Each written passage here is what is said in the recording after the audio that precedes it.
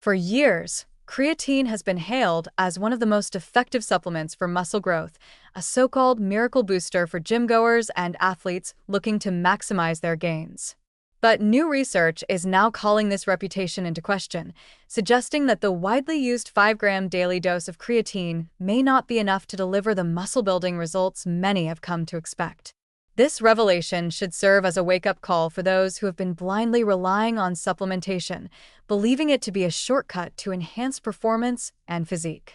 If this latest study is any indication, the reality of creatine's effectiveness might be far less impressive than the marketing claims and gym lore suggest. Conducted by researchers at the University of New South Wales and published in Nutrients, the study was designed to eliminate common flaws found in previous research, particularly the issue of timing. Many past studies have allowed participants to begin taking creatine at the same time they start a resistance training program, making it difficult to isolate whether the improvements come from exercise itself or the supplement. To address this, the researchers had some participants take creatine a full week before starting their 12-week resistance training program, a method known as a wash-in period. The results? By the end of the study, both those taking creatine and those taking a placebo had gained roughly the same amount of lean body mass, about 2 kilograms. There was no significant advantage for the creatine group, a finding that flies in the face of years of assumptions and advertising that have promised otherwise. This is not just a minor disappointment. It is a fundamental challenge to how creatine has been marketed and used.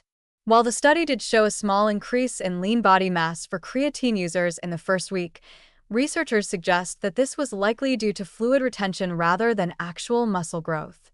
This is a crucial distinction, as many people who supplement with creatine may be mistaking water retention for genuine muscle gains. This would explain why the perceived growth does not necessarily translate into superior strength or endurance over time. If this is true, then the muscle-enhancing reputation of creatine may be more illusion than reality, at least at the commonly used dose of 5 grams per day. Of course, there is the possibility that higher doses or longer-term supplementation might yield better results. The study authors acknowledge that 10 grams per day could be a more effective maintenance dose, and that some individuals may still see benefits over extended periods of use. But this raises a new problem.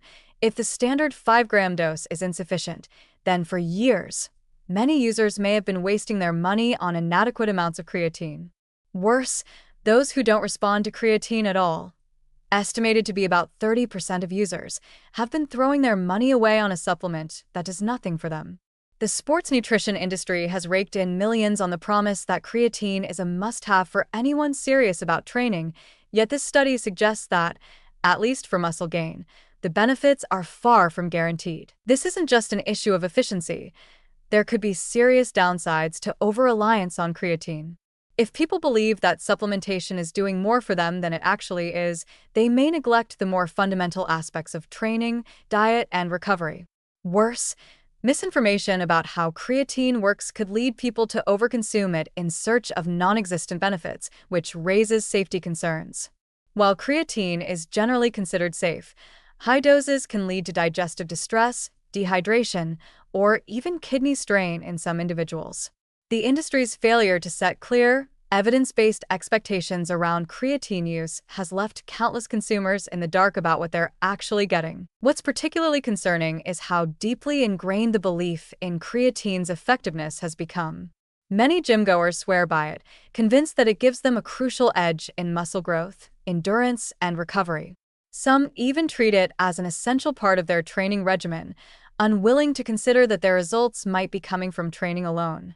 The supplement industry has done little to correct these exaggerated claims, instead capitalizing on the hype to keep sales high. And now, with studies like this one casting doubt on creatine's muscle-building potential, it's clear that many have been misled into overestimating its impact. The implications extend beyond just creatine. If such a widely accepted supplement can turn out to be less effective than previously thought, it raises serious questions about the broader supplement industry. How many other products are being marketed with overblown claims? How many people are spending money on powders, pills, and formulas that do little more than create a placebo effect? The fitness industry thrives on the promise of quick results, and supplements like creatine fit perfectly into this narrative. But as more research emerges, it becomes clear that real progress in strength and physique still comes down to the fundamentals: consistent training, proper nutrition, and adequate recovery. For now, the takeaway is clear. Anyone using creatine to boost muscle growth should temper their expectations. The standard 5-gram dose may not be enough to provide any significant advantage, and for some, it may do nothing at all. Those who swear by its effects should consider whether they're seeing real gains or just temporary water retention. And above all, fitness enthusiasts should remain skeptical of any supplement that promises shortcuts to results. The reality is that there is no magic pill, no miracle powder, just hard work, discipline, and a willingness to separate science from hype.